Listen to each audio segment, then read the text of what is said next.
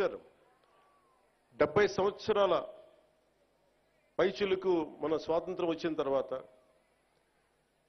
డోలీలతోటి కొండ ప్రాంతాల నుంచి ఇంకా గిరిజన ప్రజలు కొంతమంది కొన్ని గ్రామాలు ప్రత్యేకించి చెప్పాలంటే 400 కుగ్రామాలు 419 కుగ్రామాలు డోలీలు కట్టుకొని ఇంకా ప్రజలు అవస్థ పడుతున్న పరిస్థితుల్లో నిధులు లేవు. గత ప్రభుత్వం ఇష్టానుసారంగా టాయిలెట్లకి 2 కోట్లు 3 కోట్లు ఖర్చు పెట్టుకున్నారు, బాత్రూమ్స్కి 500 కోట్లు పెట్టి ప్యాలెస్లు కట్టుకున్నారు, ఇష్టారాజ్యంగా చేశారు. రంగులు వేయడానికి కొన్ని 100 కోట్లు, రంగులు తీయడానికి 100 కోట్లు, 1000 కోట్లు దుర్వినియోగం చేశారు.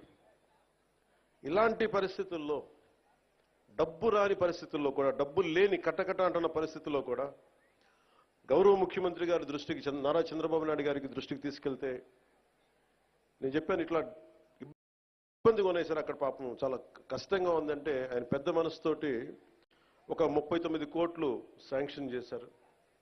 అలాగే మనందరం గర్వించే మన ప్రీతం ప్రధాని శ్రీ నరేంద్ర మోదీ గారు కేంద్రం నుంచి వచ్చిన నిధులతోటి కలిపి 70 సంవత్సరాల ఈ పాలనలో 5 సంవత్సరాల దుష్ట పాలనలో వాళ్ళు మర్చిపోయారు. అంటే ఓట్ల కోసం బుగ్గలు నిమరటం, తలకాయలు నిమరటం ఇవి కాదు. కష్టం ఉన్నప్పుడు పక్కన ఉండాలి.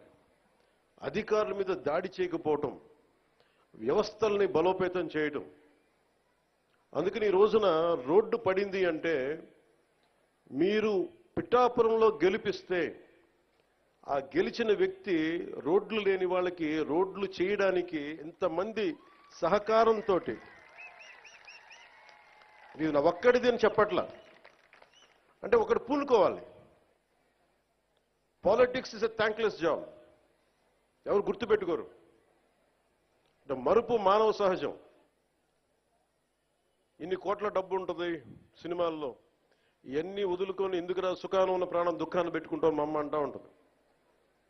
నాకు ఎప్పుడు దుఃఖం అనిపించలేదు, నాకు చాలా సంతోషం అనిపించింది. చెప్పులు లేకుండా మట్టిలో నడిస్తే, రోడ్లు బహిర్భూమి అంతా నిండిపోయి మలమూత్రాదాలతో నిండిపోయి అలాంటి రోడ్ల మీద నడిస్తే నాకు సగటు మనిషి కష్టం, సగటు మనిషి బాధ, వాళ్ళ అవసరాలు నాకు తెలుసు. దాంట్లో నేను సుఖం చూశాను. అలాంటి వ్యక్తికి మీరు అండగా ఉన్నందుకు నా జన్మాంతం మీకు రుణపడి ఉంటాను. వేదికని అలంకరించిన శ్రీ తంగిళ్ళ ఉదయ్ శ్రీనివాస్ గారు, గౌరవ పార్లమెంట్ సభ్యులు,